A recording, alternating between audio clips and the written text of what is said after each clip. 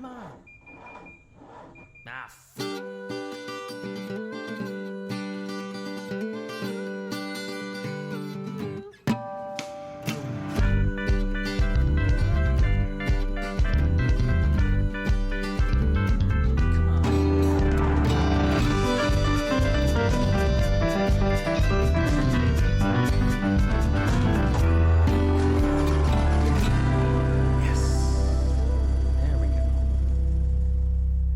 Hey, what's going on, everybody? Welcome back to the only podcast produced by three two-time winners of IMSA's Spirit of the Race Award.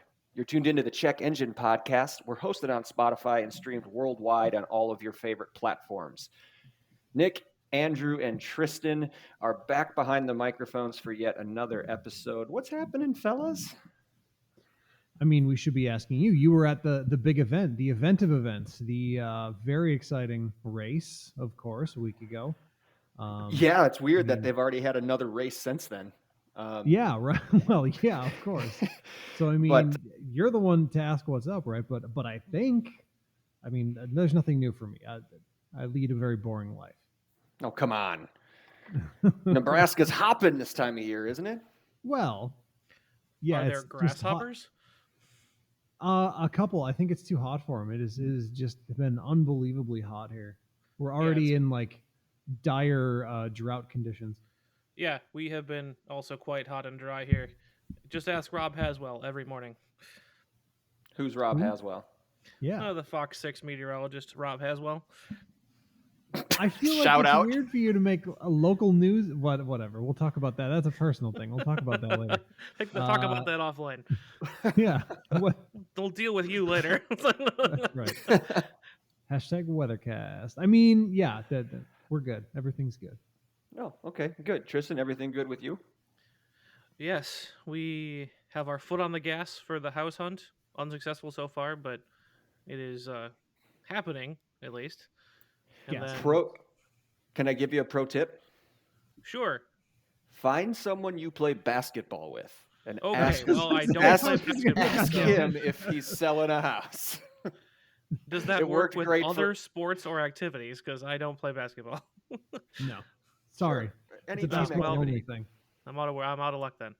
And any team activity, trivia, rugby, In a shockingly, classically, Tristan poor timing moment. Yes. I have also decided that while we are in the early phases of a house hunt, now was the perfect time to fall in love with a motor vehicle. Uh-oh. He says, bringing us back to topic. Well done, Tristan. Correct. What are we talking about tonight before Tristan hops into his story? I mean, we're gonna talk about a little bit of this, a little bit of that. We're gonna talk about there's gonna be surprises. Apparently, but there's gonna be surprises. Special guests, maybe, probably not, but maybe. Who knows? Keep listening and find out. That's right. We're just gonna do whatever we find entertaining tonight. We haven't talked about news in a long time. We haven't talked about events. Nick's been traveling all over the world. So I mean, whoa. If by world you mean Indiana, the upper Midwest. It is. You could see that move on the face of the globe. The face of the globe has been traversed. That's true. Okay, fine. You got me there. Yeah, that's. But right. anyway, Tristan, at the geologic scale, he has moved.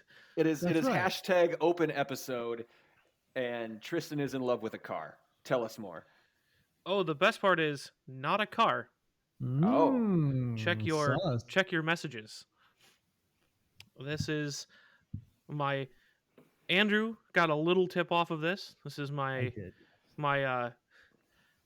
recently about to purchase and currently in fact did purchase. I was going to say it's in your driveway. What do you mean about to purchase? It is. Just recently, as of 5 p.m. it was about to purchase. As of 5:30 p.m. it had purchased. So is this why we had to push back the recording? Yes, it might have been. Good. It's a 2023 Kawasaki KLR 650 short or something. S. It says S. I assume it means stubby or short. Or sport. No, because they specifically lowered this one. It is That looks awesome. several inches shorter than its big brother for people with only 28-inch inseams, for example, like myself. But yes, it is the same motor and everything else as the big one, but the suspension geometry has been fiddled with, and the seat has been shortened by putting in fancier space age polymers in the foam. I would assume. I don't know. They said it's a new type of foam compared to the other one. They could have told you anything, and you'd be like, "Yeah, okay." It's shorter. That's all I care about. Yeah. So yeah, it was. I almost purchased the original one of these. When I purchased my Bonneville, but I would have been required to pack a small stepladder with me to get on the thing. And I would have had to have like 4-inch boot sole extensions to reach the ground once I was on it. So I did not. But this one is brand new for 2023, and they made it for short people. um, so it's a very very new motorcycle experience for me. I'm used to generally pretty low motorcycles, um, or ones that you are kind of perched on top of, like a sport bike. This is just very very tall, and it's like you're sitting in a very tall chair. I was just gonna ask, like office chair, or maybe even like a dinner table chair. Yeah, imagine if you put handlebars in front of you at the dinner table. It would be like that. That's comfy. I And was gonna say, does it ride? Does it ride nice then? It does. It's a little weird at low speed because of the tires. They're kind of aggressive off-road tires. They get a little wobbly at low speed, but they don't really pull you off track that far. So you just kind of like learn to accept that when you come to a stop, you're going to kind of shimmy around a little bit and nothing really happens. So I fought it at first. It wasn't worth it, and now I'm fine with it. But yeah, I got it all the way up to Supra highway speeds. I won't say how many extra miles an hour. And despite being a 650cc single cylinder, it actually rode really smoothly at highway speeds. It didn't rattle. It didn't buzz your arms off. That's a banger. I picked a little bit of it from the pedals, from not the pedals, the pegs, but that was about I didn't even notice you said pedals. Yeah, I did. I picked up a little bit of it through the pegs, but that was about it. I was surprised. It's one of those like just you don't believe the reviews. All the reviews are like, "Hey, this is surprisingly smooth at highway speeds." I'm like, "Nah," but it is. So very pleased overall. Obviously, I've only had it for under 3 hours, so I can't really give an exhaustive review. But I purchased it with heated hand grips and a power outlet that I'll be able to plug my heated gear into. There you go. With the proper adapter, no need for batteries. So it should be something that can run me well into the season and very early in the season, because it is also the first bike I've ever owned that's fuel injected, so it will actually start below 40 degrees. Hey, look at below you 50 go, degrees, man! Congratulations. So wait a minute. How long has this process been going on? And I'm assuming you traded in the Triumph. Funny story. No, I didn't. Okay. Because I have a deep sentimental attachment to that bike, and I have one bike that works and one bike that I wish worked. So that's probably gonna need a relatively thorough rebuild. That's not in the expenses checklist for this year. So this season, it's gonna be all the KLR. And if things work out the way I want them to, next year will be a at least modestly complete rebuild of the Bonneville. Ooh. So if you need an extra set of hands, Andrew will drive up from Nebraska. It won't be me, says Nick. I'll come over and supervise. Yes, chief beer supervisor. Yes. But well, congratulations. Yeah, it was a very painless experience. We usually do our shout outs at the end, but I got a different one for that. So shout out Southeast Sales in Milwaukee, fourth largest Kawasaki dealer in the country, and they're like Wow. in like this little building on the north side of Milwaukee. So well done on them. Significantly better pricing and better customer service than places I will not mention. I'm not here to drag people, but I am going to commend I'm going to commend them on the bad. I'm going to commend them on the fact that they are better than that. So living up to their image, I will try to also be better than that. Nice. Well, congratulations to all parties involved. For those of you not knowing what he's talking about, stay tuned. We'll put the pictures up on socials if you haven't already. I have not. I was waiting. So that will come very, very shortly, so you'll understand what we're talking about. But that's sweet, man. Thank you. I like the black with kind of the flat gray. It looks menacing. Mm-hmm. Yes, it's almost aviator gray. It's almost your Audi gray. Yep. See, that's what happened. That's exactly so funny story. I actually wanted the green one, but I also wanted ABS, and ABS doesn't come on the green one. Weirdly enough, that's for the OGs. Yeah, you only get the Kawasaki green if you're not some kind of wuss who wants ABS. I guess I don't know. Yeah, pansy, you got to earn the Kawasaki green. Jeez, with your blood. I bet I can find plastics for sale online. Eventually, I mean, for sure. Brand new, but I'm sure you can. For sure. Well, shit, Andrew. I don't know if I don't have any stories like that. So no, I don't have any stories. I do have a question though that I think each of you are uniquely qualified to answer. Sort of a general question that I've wondered about for quite some time, and it's car related in that this is when you encounter it, right? Because normally you don't really think about people's street addresses or like their numbers until you go to put them in a GPS. And you know, obviously the fire codes are out. You don't want letters and numbers in your addresses. But when you guys put in like a 1000 address or like, what's the best kind of address? Do you want 4 9s? Do you want an even number? Do you want like 1 2 3 4? Do you want 1? Do you want like a single digit, right? Like number 3 on the road. Like, what's the best address number to have? I am so happy with my new address because it's not the letters and numbers and alphabet soup anymore. Yeah. Also, my house number, interesting fact, is the same. It's not on the same street, but it's the same street number as Lambeau Field. Oh, that's interesting. Okay. I guess, yeah, I mean, having like a replica address is kind of fun. I don't know. I was just thinking, because I feel like there, back in Waukesha, there was a house that was 999. That was always pretty cool, I thought. I would say a sequence or like a 999 would be just whatever's easiest. Obviously, honestly, single digits. Yeah, like I would say the coolest I think is if you can get below 10, you're like, hey, I'm the best.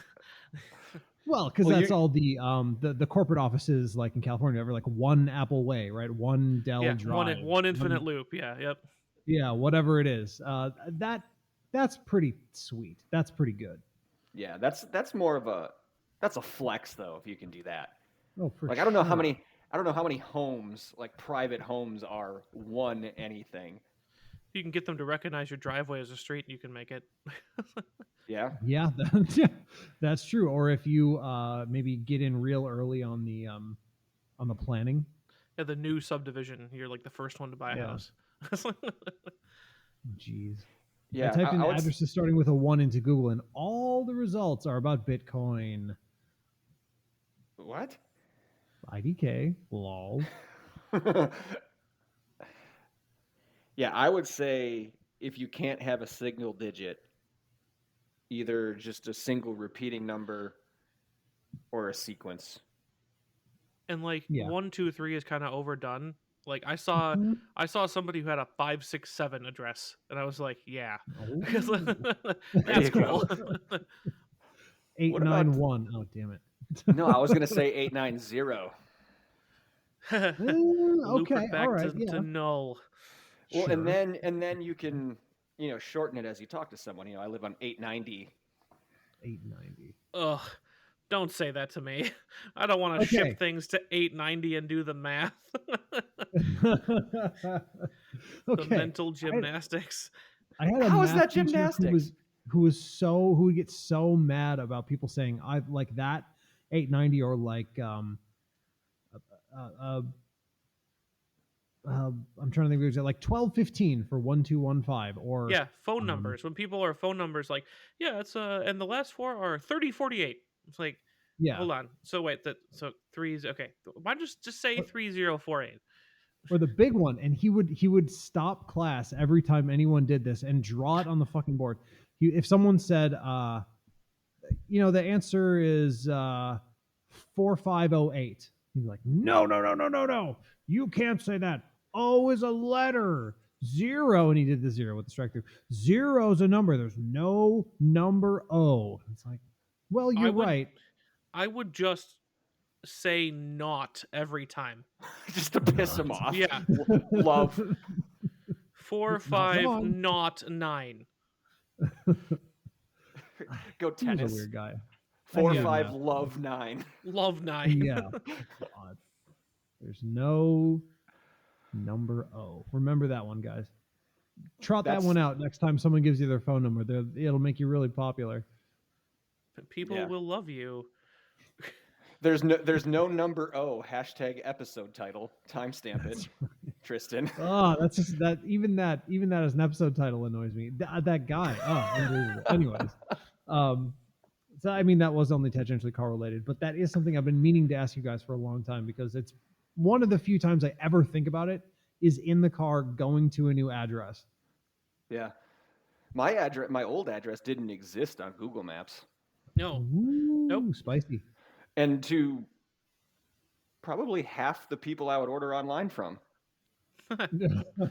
Like it does the autofill thing sometimes where it's like suggested or whatever when you type it in and it would suggest a completely different address. Did you mean? And I'm like, well, no, I meant what I typed in. And then they're like, well, the address doesn't exist. And I'm like, am I really here? Well, it's funny. As part of my aforementioned house hunting process, of course, being a huge nerd, I always check what the internet options are at any location when we're looking at places. That's important. So many of them do not show up. I was like, well, that's not promising. That's an easy way to weed them out. I guess, but those address finder things for internet are generally garbage because either they significantly overpromise or they say, oh, it's likely or whatever, call this number to. I've just never had any success with those being reliable. Never. There was a big reaction, Tristan, but no words. # shrug eye roll. Gotcha. So car stuff. Yeah, I mean, enough foreplay. Let's hear all about it, Nick. Oh, yeah. So there was that little thing called the Indy 500. That little tiny race, little local event. Yeah, we're actually we're recording this in the middle of a really big, sequence of motorsports events. So we're coming off of Indianapolis. They also actually just raced in Detroit yesterday, at the time of recording this. So I won't spoil that and tell you who won. I haven't even watched it back yet. I do know who won, but. Yeah, the week before was Indianapolis 500, and beautiful day. For the last decade, if it wasn't raining, we were getting broiled in the seats. This time was high 70s, light breeze, no humidity, like San Diego, perfect weather. It was awesome. And it was sneaky with the sun because it was kind of cloudy for a while and then it would peek out and then go back behind the clouds. And I wore a baseball hat backwards with the strap on the front. So when I got home, I got a big old red target on my forehead. Just in time to go back to work. Yeah. It was a tale, I will say, of 3 races. It was the best of times, it was the worst of times, and it was also that other time. Mm-hmm. It was, so the first 95 laps were pretty fucking boring. Uh, there was no yellow. Everyone got really strung out. Everyone was just cruising, trying to save fuel. So there really wasn't a lot of action happening. From lap 100 or so after the first yellow to 185 was a really, really good race. Like pit strategy, a couple of cautions to bump people up, restarts, comers, goers, moving up through the field. Some guy, who hit the setup, who didn't. Like you can kind of tell if you go there. Like even like coming off of a corner, usually they kind of let the car drift down to the left before pulling it back out to take a line into the corner. After lap 100, they don't just let it kind of drift; they dart it over. Like you can tell, business is picking up; it's getting tense. And then the last 15 laps was absolute haywire. Just mayhem. just, I mean, 3 red flags in the last 15 laps. Oof. The first 2 I will say are very warranted. The IndyCar doesn't do like the NASCAR overtime thing. So there was a really big accident with 15 laps to go. A tire actually sailed over the seats out of the ballpark and hit a car in the parking lot. Damn, that's fucking crazy. I didn't know that. Jesus. Yeah. The tires are tethered, but for whatever reason, just like sure they are. 1 in a billion chance that these 2 cars made contact. It was Felix Rosenqvist and Kyle Kirkwood. Rosenqvist had already brushed the wall and his toe link bent, so he spun around, and Kirkwood almost missed him, but they just clipped. I think it was left rear tire to left rear tire, and Kirkwood's tire, like just the way they hit it, sheared the tether. So the tire and a couple of suspension pieces at like 180 miles an hour rockets over the fence, over the seats. Fucking crazy. It was like an old school, like Albert Pujols home run. Like you could just imagine. At least it went over the seats, though. Yeah. Oh, it would have been devastating if that had hit the seats. They were so lucky in turn 2. But it completely fucked a Malibu out in the parking lot. And Kirkwood flipped over and he hit. Thank God for the big aero screen and the roll hoop, because he actually laid up helmet side against the wall and slid down the track. Like it was big. So absolutely warranted for a red flag there, because they would have ran the last 14 laps completely under yellow. Nobody was hurt from the flying tire. None of the drivers were hurt. It was fine. They buzz around. They do a few laps under yellow. They go green with 9 laps to go. And then Pato O'Ward, or AKA Potato O'Reilly, tries a very aggressive late move into turn 3. Defending winner Marcus Ericsson was kind of already committed to his line. Could have given him more space, maybe. But anyway, Pato ends up spinning. Everyone kind of, as they call it now, concertinas up, and a couple other people get hit. So that's another red flag with 7 laps to go. Okay, they're trying to do this whole, we're going to get this finish under green for the fans. Yeah. They roll around again, and they go green with 3 laps to go. Coming to the green, everybody piles up in the back. They don't even make the start-finish line. And I'm like, and Marcus Ericsson is in the lead, and I think everyone there was like, well, we gave it a good go, but this is probably going to finish under yellow now. And Marcus Ericsson is going to be the first repeat winner in over 20 years. Hey, he's done it twice in a row. Good on you, Marcus. Nope. With no precedent, with nothing in the rule book procedurally, IndyCar decides we're going to red flag this thing with 2 laps to go. Ooh. Which means when they go yellow, the cars will start up in pit road, roll out for 1 pace lap without the pace car and get the restart with the green and white flags together and do a 1-lap shootout. And they wanted to add to the excitement, and I think for maybe some casual fans, it was very exciting. Everybody there who has seen an IndyCar race before knew that Marcus Ericsson was going to lose. He is in the front of a line where drafting is important. He had no shot. He had absolutely no shot. And Joseph Newgarden was second.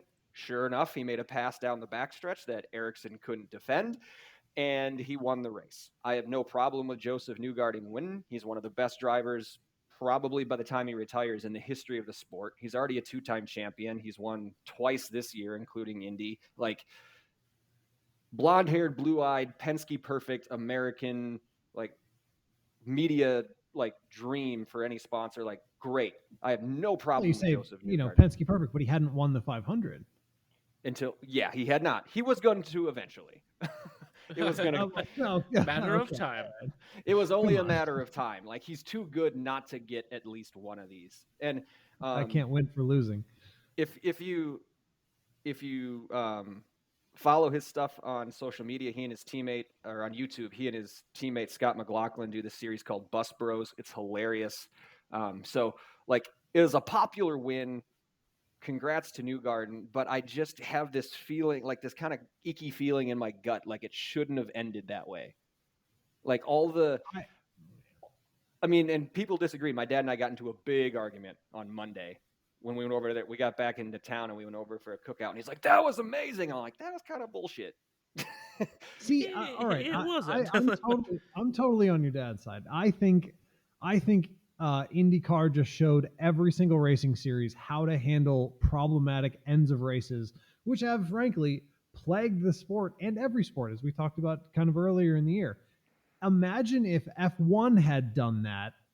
They did. Was it 2 years? But started everything from red and just gone full out for a full, well, I guess a lap and a half or whatever. A lap and just sprinted it out.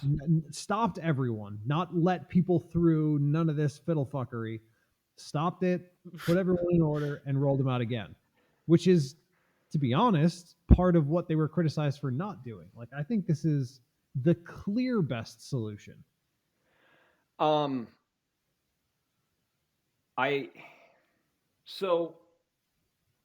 what I don't like is that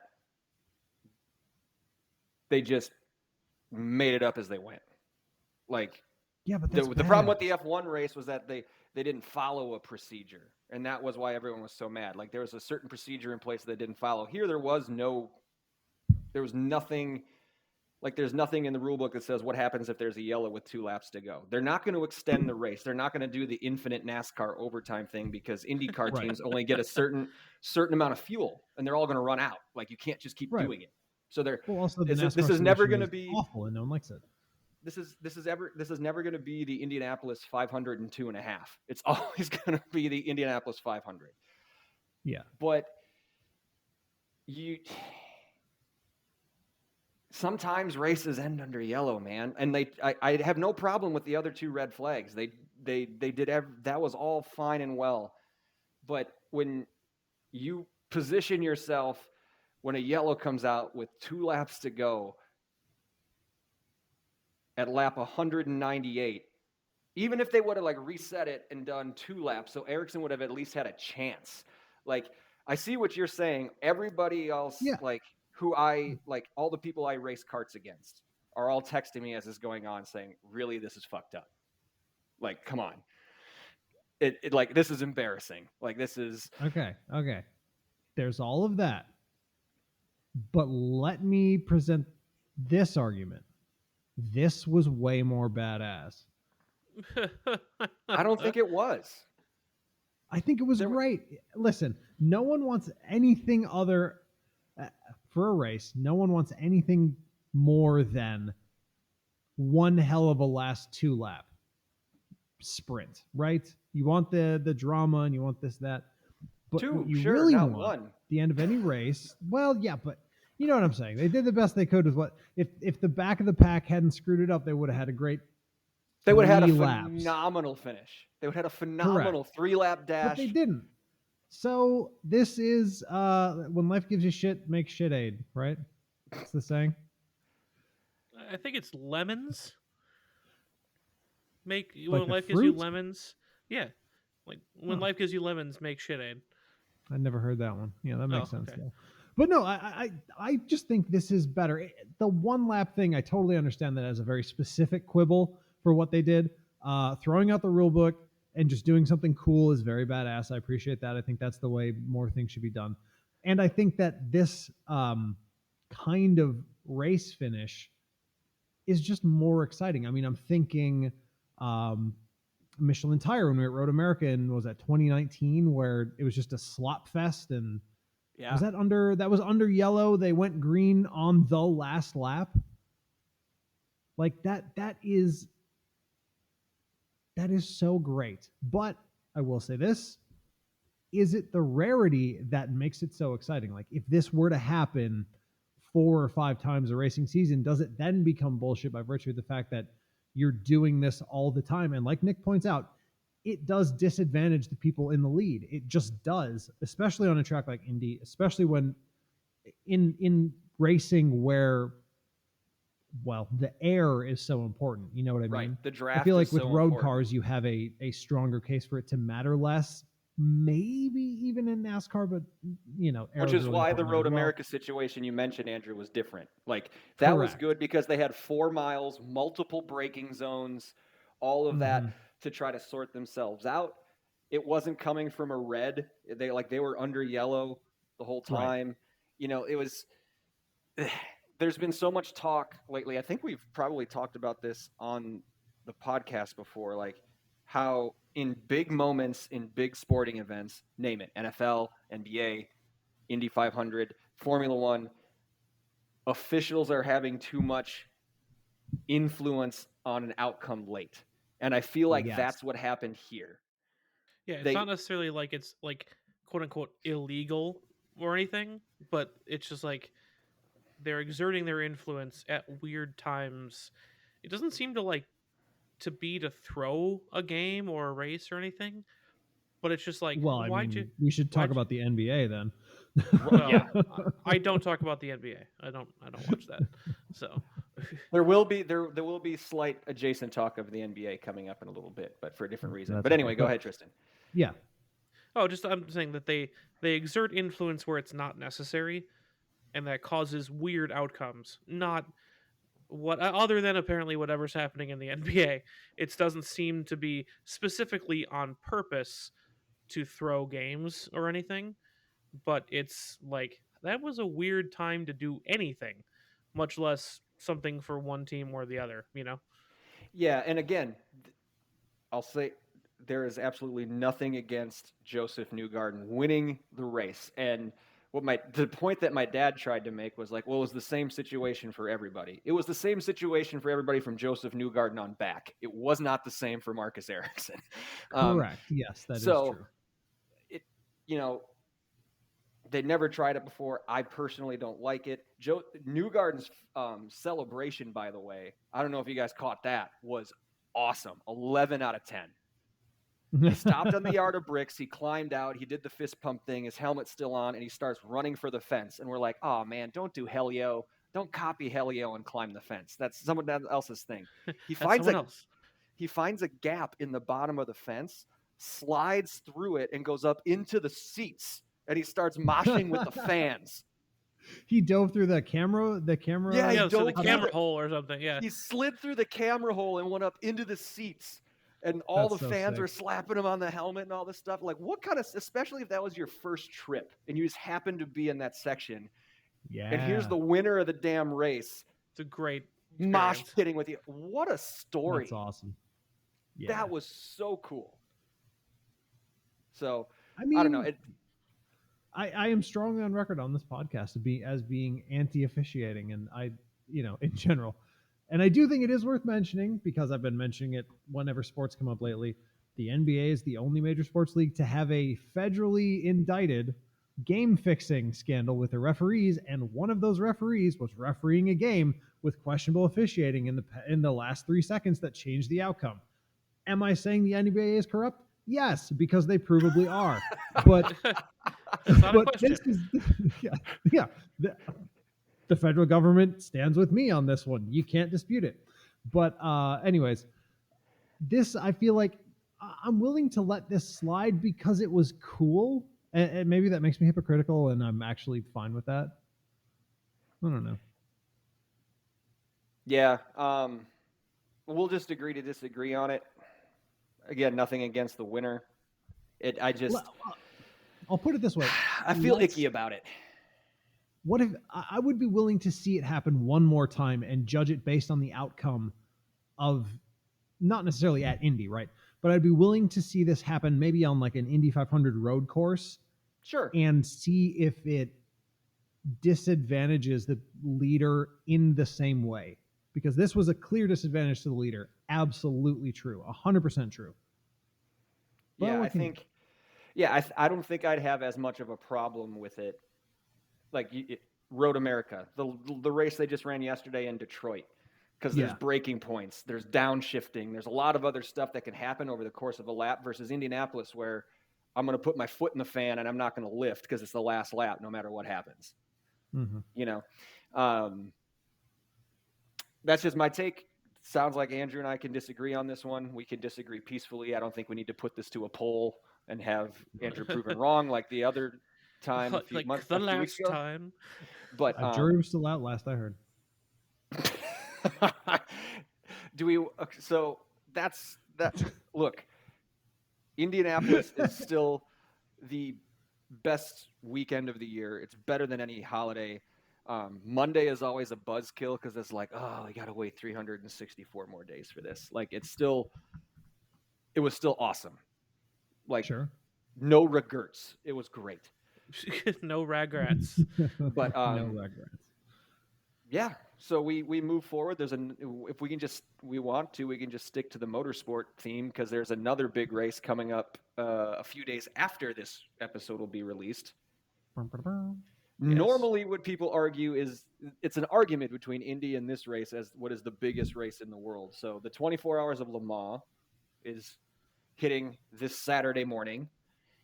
The 100th anniversary, not the 100th running. It's kind of like they did with Indy a few years ago.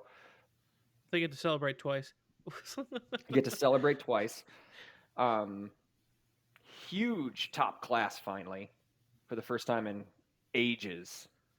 You've got Ferrari back in the top class, Porsche back in the top class, the incumbent Toyotas, the weird-looking Peugeots with no rear wings.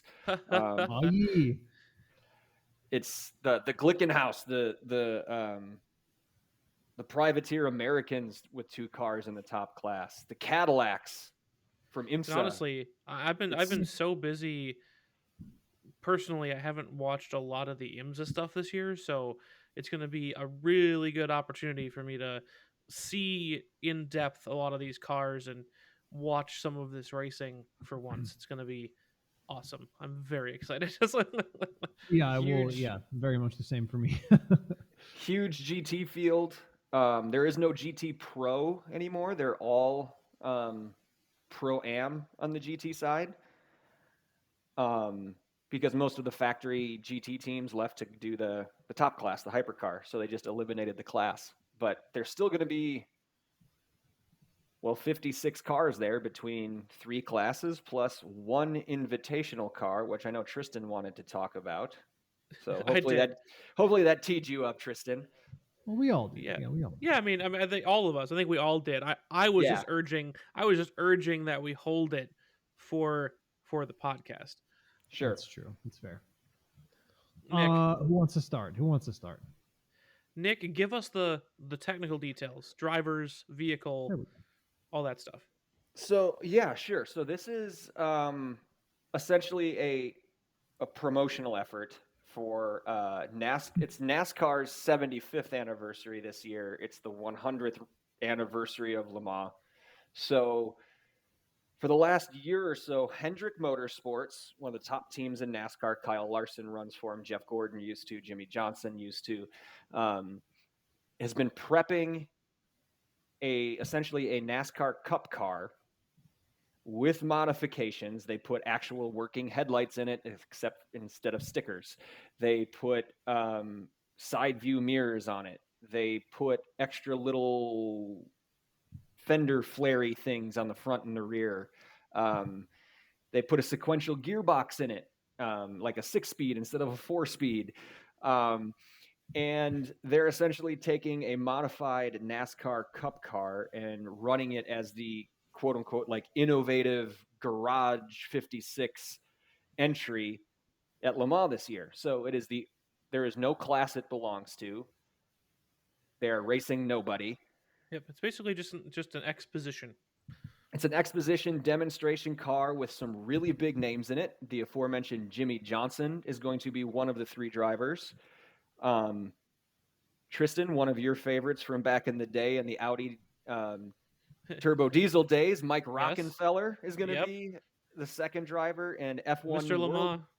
Yeah, F1 world champion Jenson Button is driver number 3. The most British name ever, Jenson Button. Mr. British versus Mika Rockenfeller is Mr. Le Mans. Yeah. Mr. British, and then Mr. NASCAR, Jimmy Johnson. So there's obviously there was a lot of fanfare around the car. So a lot of the teams loaded in a few days ago already. They already started doing the traditional in the downtown square of Le Mans scrutineering, where they roll all the cars out and the fans are there, and it's really cool. And they actually kept this Cup car downtown Le Mans while everyone else went back to start testing. They kept it there for an extra couple hours for more media stuff. And there was an interview with Jenson Button on the first day of scrutineering, and he's like, yep, we're going to keep it downtown and we're going to start it. Hopefully everyone here has double pane glass. It is a deep, throaty, big V8, and it's going to shatter a lot of glass, we think. But what I learned today is that this thing is going to go, Cup cars aren't necessarily made for road courses. This new version is better. This new version of the NASCAR Cup car is better. But they were actually considering, for those who don't know, when you're out, the white flag from the flag stand means last lap. But if you're out on the course somewhere at any other time during the race and you see the white flag, that means there's a disabled car ahead. They were actually talking about waving that at the Porsche curves whenever this Cup car drove through, because they thought it was going to be so slow. Oh God. Turns out, as it turns out, it's 3 seconds faster than the GT Am cars. This thing hauls ass. Yeah, that was what I wanted to get to, was the fact that despite every indication, past experience, and gut feeling I've ever had, it's actually surprisingly fast. And not just surprisingly fast for a NASCAR, it's just surprisingly fast. It's fast for any sort of GT Period. car. Yeah. Yeah. One day of testing, the car's quickest time was 3 minutes 53.7 seconds, and it's more than 2 seconds faster than any time set by a car built to the race's standard GT regulations. Nice. The thing rips. It's surprising everybody how fast it is. It's not going to keep up with the prototypes, but it's going to be kind of by itself. It's going to be kind of in its own little world in front of the GTs and behind the prototypes. From what it's looking like, there's only been a couple days of testing. The other teams haven't qualified yet, so you don't know if they're showing their entire hand. They're probably not. But yeah, it's surprisingly quick. It's always been my problem with NASCAR, is that they're like using some fantastic engineering minds and material science and simulation and everything to like design a hammer. Like it's so disappointing that they don't, because of the spec and because of the soul of the sport, they're not allowed to come up with things like more than a 4-speed transmission, like, that kind of thing. Like even for use on road courses, like I understand that it might not have a lot of use on like restrictor plate circuits and stuff. Like I get that, but like, you know that we don't get to see stuff like this more often from the NASCAR engineers is disappointing to me. And I think it's cool for them to just be able to go out and do their thing. Like, whatever you need to do, because it's experimental, there's no spec. Whatever you need to do to make this car go around this track really fast, have fun, boys. And I love that. For whatever reason, that's very appealing to me, letting the engineers just do their thing. Use their full brains for once. Yeah. Yep. It's going to be interesting to see again. Like, do they even have a podium celebration if they're the only car in their class? Like, they do one lap, they win. Oh, so you celebrate more. Yeah, what you do there. Is it going to be? I think obviously the endurance part is going to be the toughest test. Can the thing actually make 24 hours? And if you're that's not always the trick.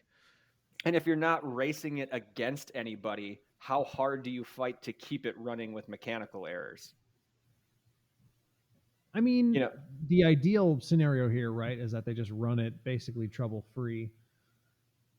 Just put in some time. And, I think even if there are problems or they go down for, 10, 15 laps, you just put it out there, and the goal would be to have it cross the finish line while the flag's waving, regardless of timing or pacing, right? You get it through just to prove the point that you did it. Yeah, so that we can.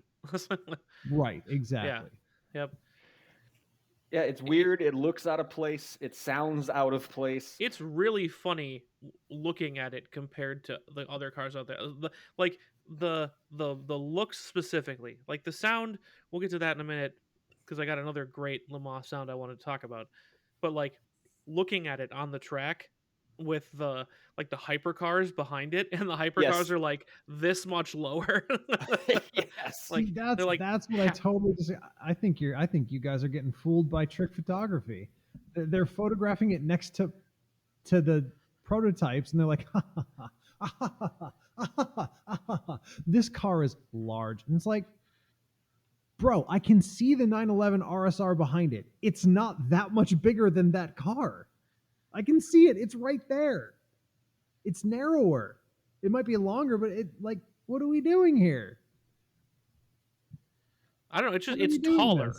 I think I don't care about wider or longer. That I wasn't even looking at that. I was looking at it looming over these other vehicles on the track because it's so high. Yeah, it's like a FedEx truck compared to the rest of them. It just doesn't look that well. All these headlines looks huge and hilarious. Like, all right, ridiculous. Goes fast. Like I don't know. I don't think it looks ridiculous. I don't think it looks like a race car that you would see at a place kind of like Le Mans. That fits. I don't know. Am I being a thief of joy here, or is it like actually funny and I don't get it? Yes. Shut up. Stop stealing my joy. Is it actually funny? It doesn't look funny to me. It doesn't look weird. It doesn't look absurd in the context of the Camaro or of the racetrack. Like I really don't get it. Like, what am I not seeing?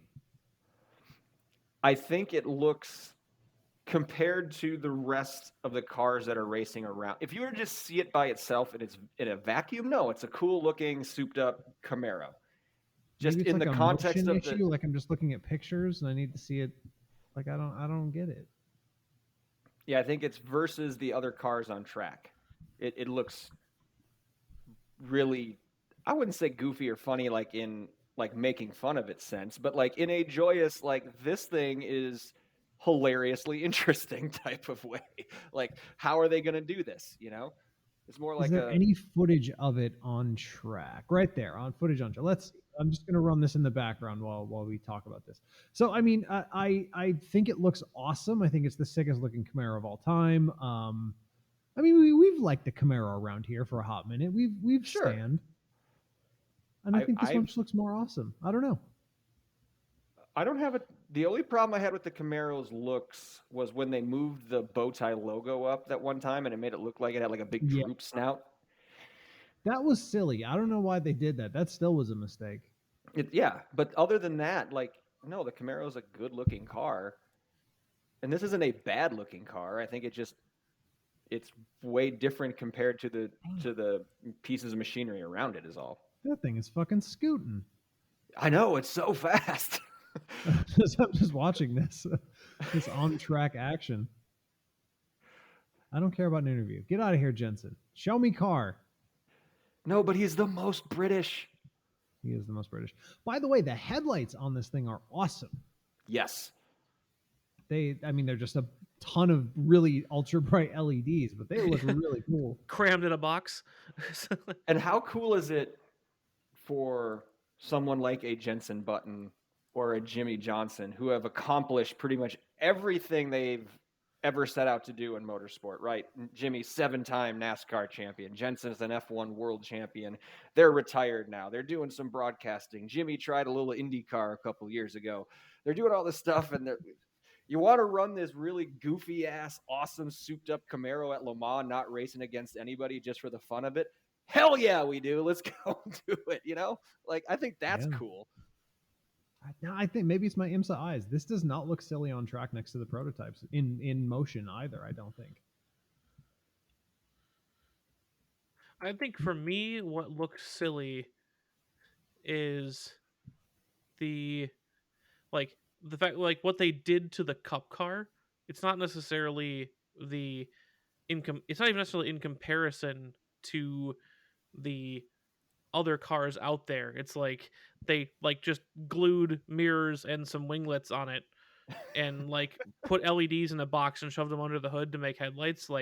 Sure. Like obviously, as we discussed, these guys are engineers. They are designed, but it looks like shit, we gotta have mirrors. Like to me, that's the amusing part, is seeing them gin up a a minimum safety specification car for this that like has headlights that aren't stickers, for example. Sure. Yeah. Yeah, that's where I'm coming from. I'd totally forgotten that this race was this weekend, because that's just how it'd be. You know what? I'm gonna make a hot take here.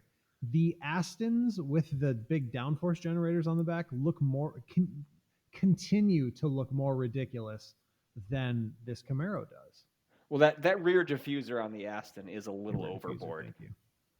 Yeah, that thing is. I mean, that's just looked like a Nike shoe for about a decade at this point. You know what? I think it's great. I fully support it in its current iteration. Racing at every size, I don't think it looks out of line at all. We'll see how it goes. I have already told Claire that I will be camped out in this very basement.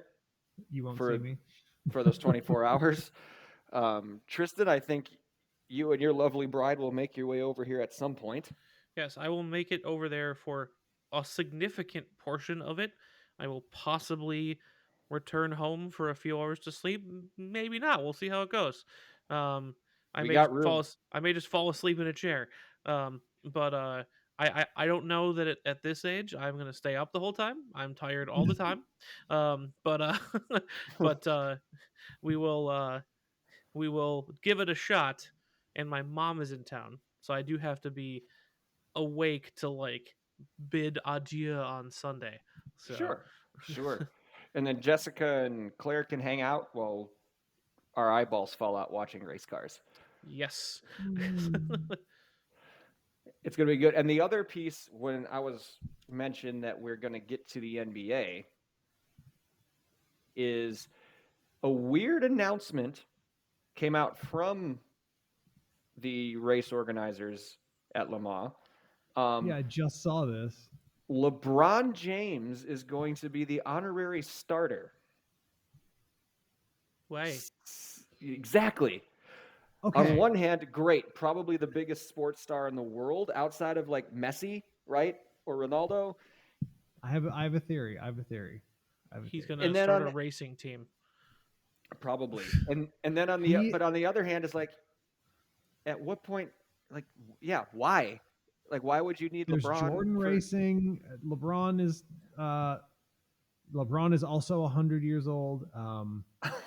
He wants to be Michael Jordan, to be uncharitable. Is he going back to the Lakers? I don't think he's going back to the Lakers. He might. Is his contract up? I don't know. I thought it was, but so his one stated goal is to play with his son on the basketball team, and his son is probably coming out in next year's draft. Even I think his son is in 2 years. In 2 years. I don't think it's this coming draft, because his son just committed to USC, so he's going to do. He has to do 1 year of college. 2 years there. Yeah, so that's his stated goal, to play on the basketball team with his son, which is great. I think it's very cool. But I'm just saying, watch this. The 23 team in NASCAR must have gotten his attention, and I think it's a smart play too, right? If you can put your name on things, and he wouldn't be able to do 23 racing. He'd have to do, what was that other number? Did he have 6 for a hot minute there, right? He has 6 or 23. He was kind of bouncing back and forth between the two. Maybe he just combines them, just 29. I wouldn't be surprised. I would not be surprised at all if we see a LeBron James team. That'd be a little desperate. I'll say it that way. That'd be a little desperate. I don't know necessarily enough about basketball to say whether LeBron is the GOAT of GOATs. He probably is not, but maybe Nick can weigh in on that. I think it would be a little lame if he tried to do a racing team. I wouldn't be surprised if he does. He's investing, obviously, in a lot of stuff. He's a billionaire now, so for sure. Tom Brady, I don't think he's got ownership stake in that team, but he is his name is on. I think it's like he's got a clothing line now, just called Brady, and that is on. It's real original. And then, but he is on one of the, not the factory Porsche hypercar, but one of the privateer one that's running the Brady brand, homie. The team Yoda Sport car has got Brady on the side, really big. Really? So, Tom Brady racing. Let's see here. Racing where you go to spend money that you don't need anywhere else. Yeah. Tom Brady. What the hell? Get out of my sport. Brady is branding his name on the Hertz-sponsored Jota sports team car that will run the $3.9 million Porsche 963 prototype at Le Mans. Yeah, so Brady I love that. This one, and this article, they explained it. An endurance-focused sports car race held annually near the town of Le Mans, France. Fuck you. Well, what website is it on? Athlon Sports. I've never heard of it either. So that's not a racing website. So most of the readers probably don't know what that is. Come on, man. This not for nothing. This apparel line is Garbo. Well, it's going to be tearing around Le Mans on the side of that Porsche. So what I'm saying is, some of these big time athletes, you mentioned Jordan and his NASCAR team. Mm-hmm. LeBron is probably not only just going to be there to wave the flag. He's probably going to be speaking to people in the pits. Of course. So you're right, Andrew. I'm actually on your side on this one, where it would not surprise me at all if at some point there's an announcement LeBron has an ownership stake in some sort of team somewhere, or Brady. Something. So, but that's the thing, right? And this is maybe a different conversation entirely, but I feel like if LeBron were to do this, it would be so lame, because the thing about the Jordan Motorsports is that it was never, like, initially the first one was motorcycle racing, when no one gave a shit about motorcycle racing at all. And I don't even know if is there an article about, like, why he did that the first time, like why he invested in a motorcycle racing team. He said he always grew up with motorcycles, and that was like one of the hobbies that he and his family did. Whoa, sorry about that, folks. I think LeBron James cut the stream there because I was talking shit about him. But a little technical difficulty. I don't know what happened. I can only assume LeBron James, clearly the GOAT of all GOATs. No, what I was saying is that for some reason this just feels really inauthentic to me. And equivalently, right? It's not just LeBron. It also feels really inauthentic from Brady, who you would expect inauthentic things from anyway, because he's just like a manufactured persona. I don't know what. what am I really complaining about, right? Tom Brady as a fake eyes. person. Well, yeah. I mean, what are we really talking? More eyes on racing can only be good, Yes. but none of them are gonna like do a racing team. No one's gonna do something really cool. You know what I mean? And sponsor put 6 alphas in IMSA, right? Like no one's gonna do something fun like that. It's gonna be start from the top, I guess, which is cool. Exactly. Speaking of LeBron, I'm going to drop something in the Discord chat if you guys are still on it. There's this thing going around about how long LeBron has been in the league, and it's his face from the first video game he was on to the most recent. Oh no. Absolutely freaking classic. It's been a while. Oh no. That's hilarious. Those polygons. Anyway, I'll have to post that. Not strictly correlated, but yeah. So, anyways, yeah, that's all that's all I have about Le Mans. I think I'm going to try to watch some though because I am interested in seeing how well. The hilarious Camaro. It looks so funny. If y'all are, oh, go ahead. I was gonna say if you're all interested in watching. In the United States, Motor Trend TV Plus is the spot to do it. If I remember right, they've had pretty much uninterrupted coverage. Like they'll do commercials and stuff, but it's not like you have to switch between like 9 different channels over the course of 24 hours. So Motor Trend usually does a pretty good job with the world feed there. So that's where listeners here can go watch. Yeah. I never got a chance to come back to my Le Mans sound. Yes, Le Mans sound. There's an amazing clip. I know you kind of shrugged at the car, Andrew, and me too, whatever. There's a really hilarious clip of the hybrid Cadillac leaving the pit box because it takes off in full electric mode. So it goes wee as it takes off, and then just like erupts into V8 noises, and it's like it sounds like it's charging its explosion cannon or something. Like it's a hilarious noise. Yes, it really for those who are well, no, go ahead. I was just gonna say for those who are unassuming, it will literally like you will shit your pants. Like if it happens behind you and you don't know it's coming. When the Corvette happened behind us. That's what I'm saying. That it's exactly that sound. And the what race was that? God, I forget. Anyways, it was Road America for sure. There was a problematic Corvette engine that they're trying to start on the pit so that it wouldn't be cold and they could start it for the race. And it didn't start. It just blew up. And this is exactly that sound. Yeah. Yep. So that was the last Le Mans thing I wanted to mention. There's a great clip of it. I will see if I can find it so we can share it. Someone was recording from like right behind it in the pit box, so you get the full exhaust noise, and it's great. And then, but in the world's clumsiest transition, my only non-racing commentary for this week, just general like car observations or news. You guys, I'm disappointed because you didn't tell me about the previous generation Prius. What?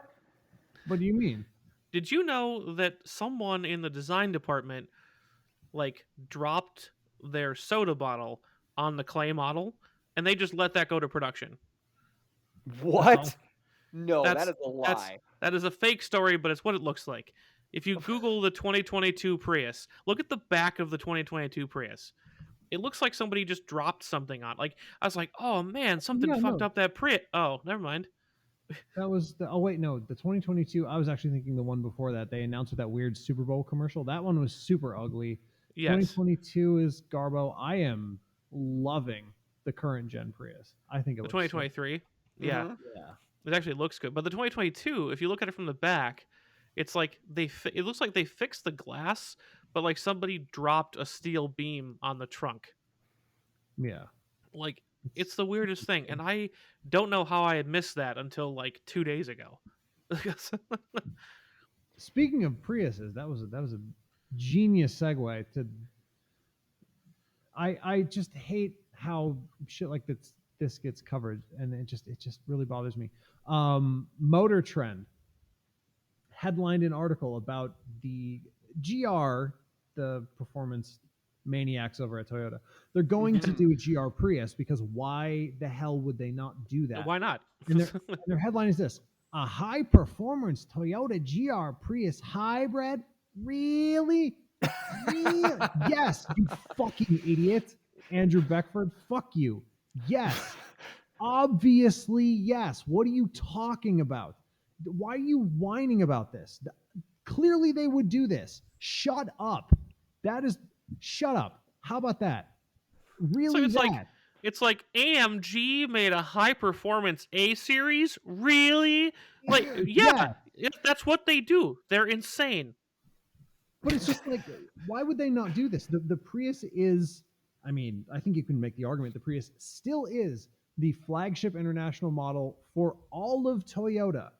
They may sell more Corollas, they may sell more RAV4s now, but they created such a synergy between Toyota and, it's called the Synergy Drive. Didn't mean to do that. But Toyota created such an intentional synergy between the Prius and their brand. It's basically the same thing. And it just so happens that hybrids are now more popular than ever. Obviously, Toyota would do nothing but benefit them to create the first performance hybrid. It couldn't make more sense. Yeah. There's nothing about this that doesn't make sense. Well, it's like, and the thing is, it's not the first performance hybrid. It makes total sense. There are tons of other performance hybrids that are way up market. It makes total sense to like the GTI, the WX, and the N do for as they compare to like high end sports cars. There's a place for a hybrid of that same like caliber compared to the big boys, right? Yes, the Ferraris and whatever. Not the ultra premium hybrid hypercars.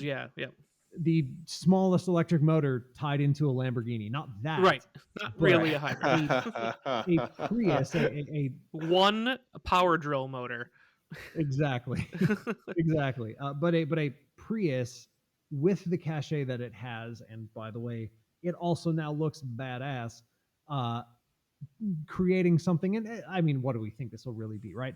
230 horsepower, 250 horsepower. That would blow the tits off of anything that a Prius has been before.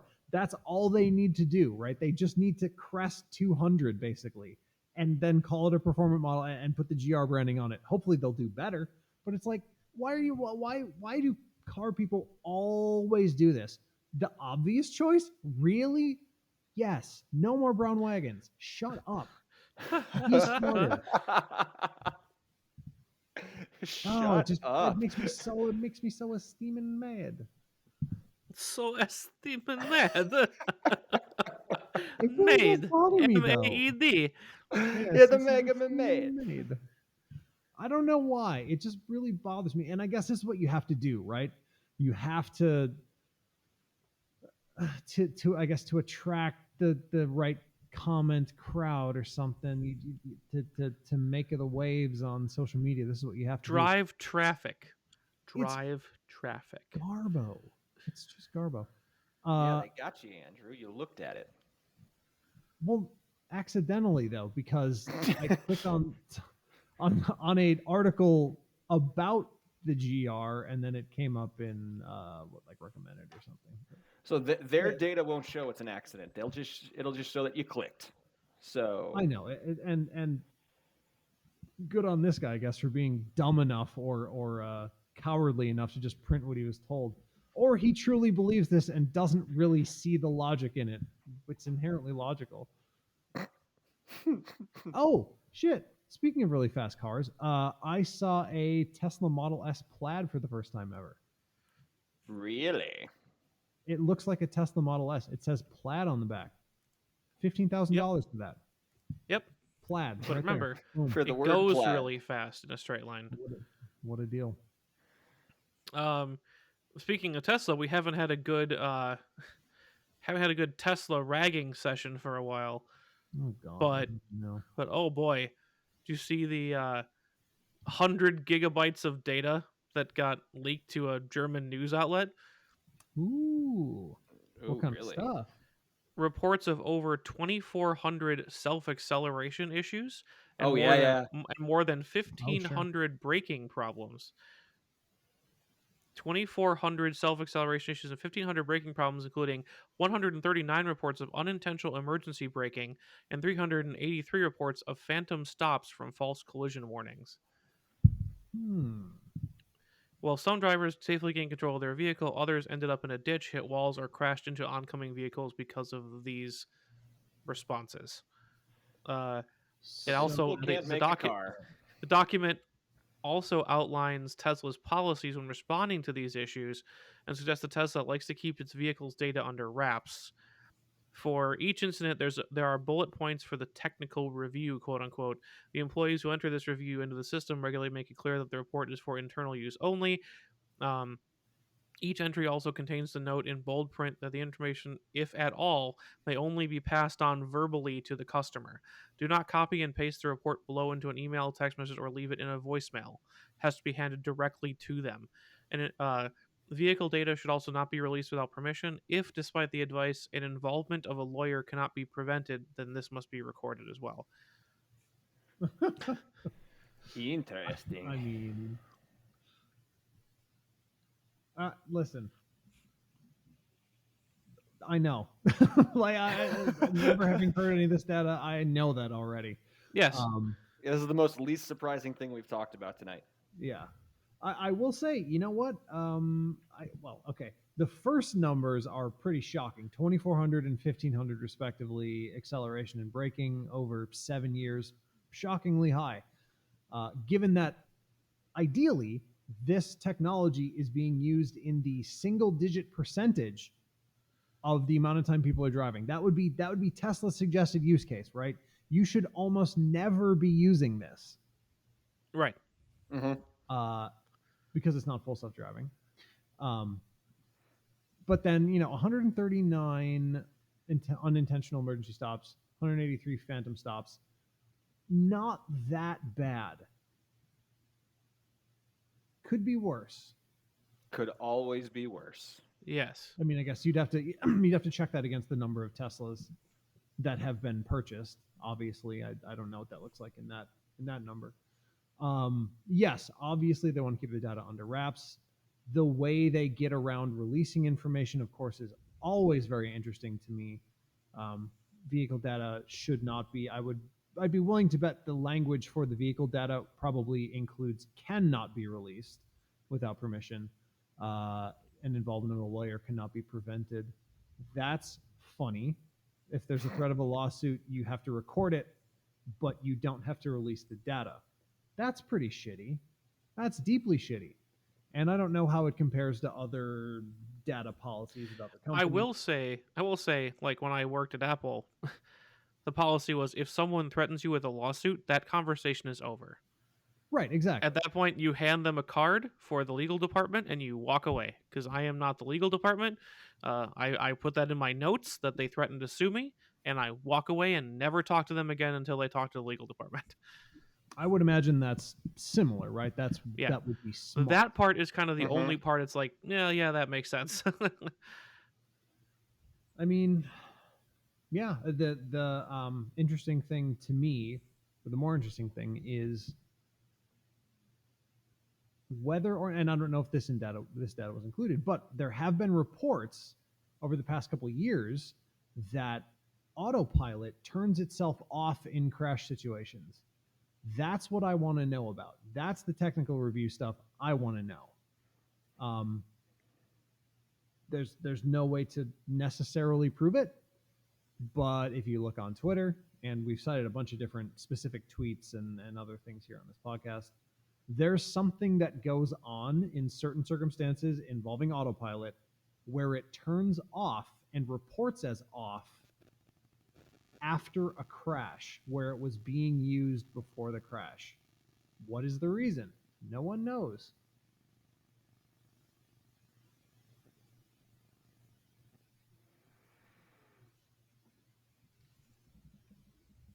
So yeah, Nobody knows. Nobody knows. Nobody knows. Let's see what else. Here's an interesting rundown that I found. This one from motor1.com. I'll cite that because they very kindly have put a list together of all of the new cop cars that you'll see that are unusual. Okay. So obviously cop cars change not that often, or they didn't used to change that often, but because EVs are coming into vogue, there are now a bunch of new cop cars to look out for. So these are the headlight profiles to memorize.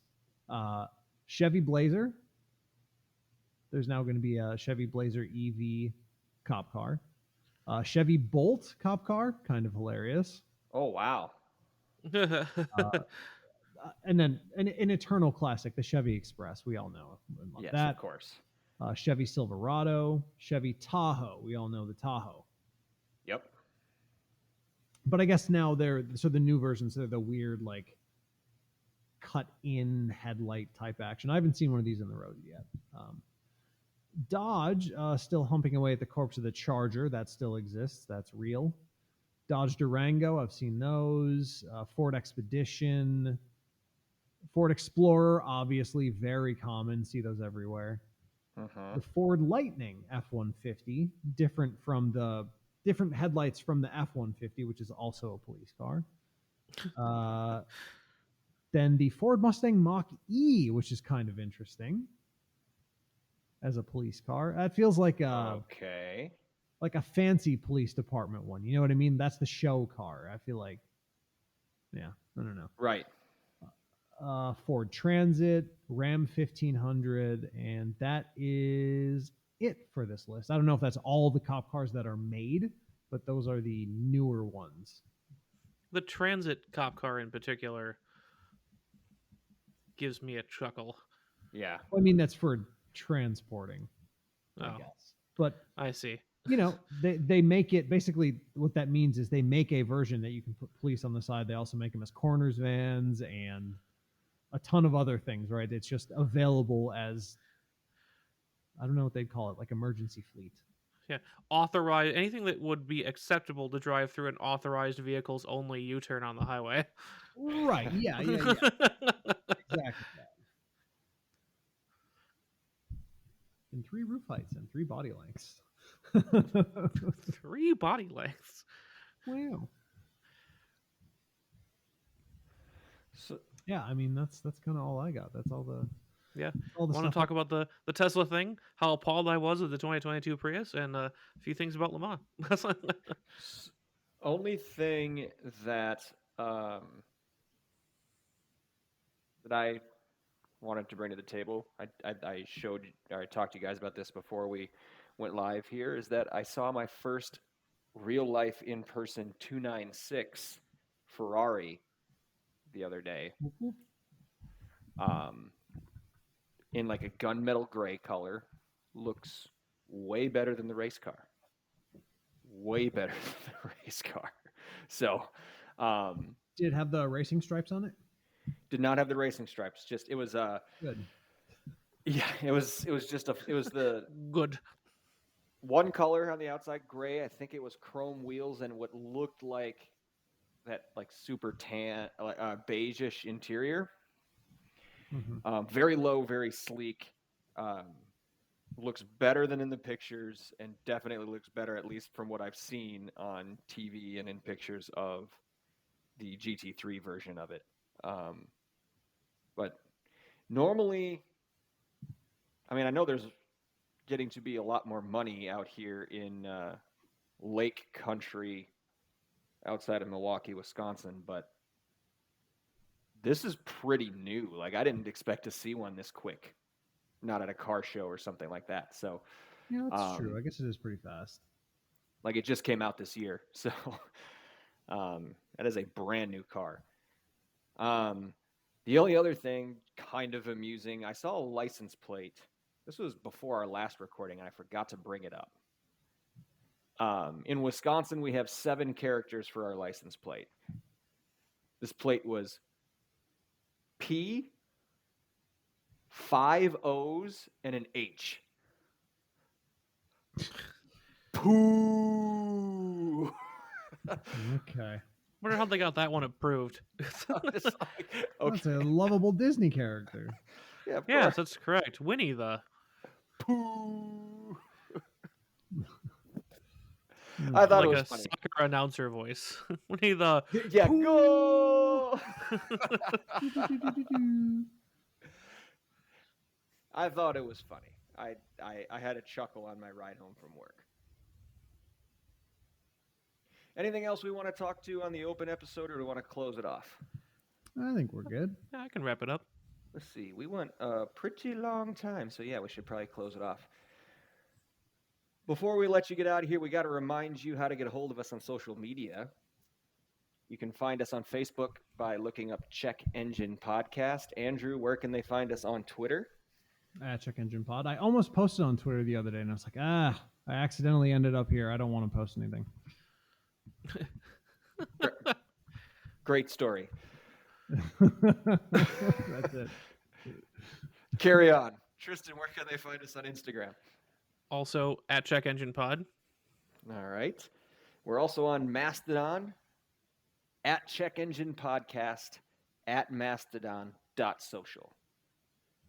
So be sure to like, follow, share, post, DM, reach out how and when you can. You can ask us questions to answer on the show. You can let us know what you like, dislike, disagree with from what we talked about. Any of you out there who listened, watch the Indy finish. What is your take on it? Let us know. Give us ideas for topics, all that good stuff. Also, as you are listening on whatever platform you are listening on, be sure to leave us a review if you haven't already, preferably a good one, and or you can hit the subscribe button. In case you haven't heard, that's free, and you'll get notified of any new content that we put out. If you're really, really into what we're doing, or like to support us monetarily, you have two options for that. You can go to patreon.com/checkenginepodcast, or you can hit the support button on our homepage at Spotify for Podcasters. Every cent pledged is put towards making this podcast a better experience for you, the listener. None of it goes back into our pockets. It's what allowed us to get a soundboard and some new sounds not so long ago. Tristan, do we still have a soundboard? We do still have a soundboard. However, our sounds are still thin. Oh no, God. That's the best one. That's not episode specific. That's something I'd like to ask our listeners. If anybody has any sounds they want to hear repeatedly ad nauseum, please send me suggestions. And hopefully between any listener suggestions and what we three can come up with by our next episode or two, we'll have a more fleshed out soundboard and we'll be slightly more entertaining. There you go. Guys, who or what are we thanking or shouting out before we turn the microphones off? Oh, okay. I have a shout out here for Tim Donaghy, the NBA ref arrested for fixing games. I did look his name up specifically for that. Have you watched the Netflix special on him? No, I didn't know there was one. That's so awesome. Oh, he goes scorched earth on the NBA. Like he takes everybody down with him. It's great. I'm immediately gonna watch that. Yeah, no, it's that actually happened though. That is 100% real. That is not a lie. And a referee that he texted with hundreds of times while he was fixing games, reffed a game. Just a couple weeks ago, it was that Celtics game where they ended. They put an extra second on the clock at the end of the game for no reason. Anyways, shout out to the NBA for being the by far the most corrupt sport in America right now. Except for maybe some of the combat sports. Maybe. No, this well. Yeah. Yeah. Yeah. Certainly the largest, most corruption by overall volume. That's true. Shout out to everyone on PEDs.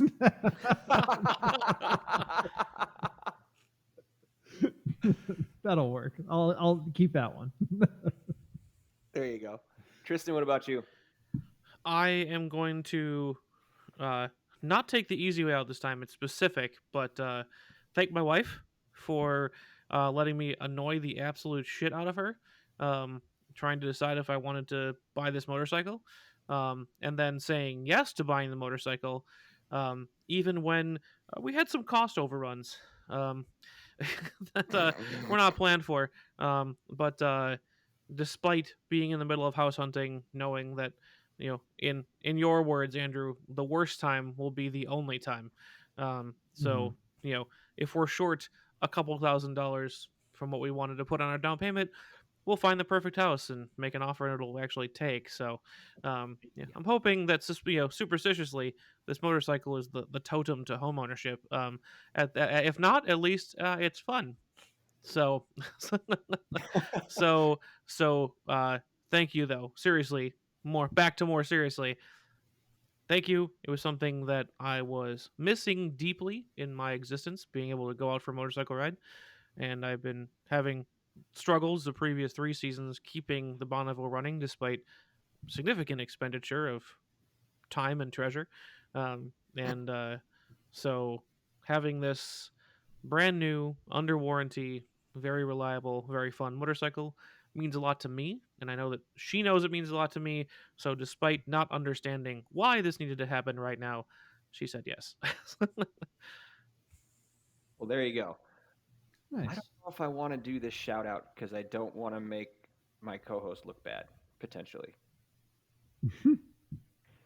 Well, I'm going to do it anyway. Since we forgot Andrew's birthday about a month ago, I'm not going to forget his wife's birthday. It is this week. So shout out to Meg. Happy birthday, Meg. Yeah, there you go. Happy birthday. And thanks for being one of, if not the most staunch supporter of our show.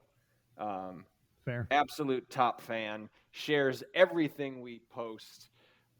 I'm guessing listens to every single episode. I don't know. I'm not there, but I assume she does. At least presses play on it somewhere and lets it run so we get listen counts. That's right. Yes. So she does all of that. Also, baker of incredible cookies. Sunset highly in demand LLC. Since your departure, by the way. Yes. Facts. Big facts. So happy birthday, Meg. Thanks for your support of us 3 hooligans. And as always, thank you, listeners, for your continued support. We love hearing from you. We love recording this for you, and we cannot wait to speak to you again. Until we do, take care.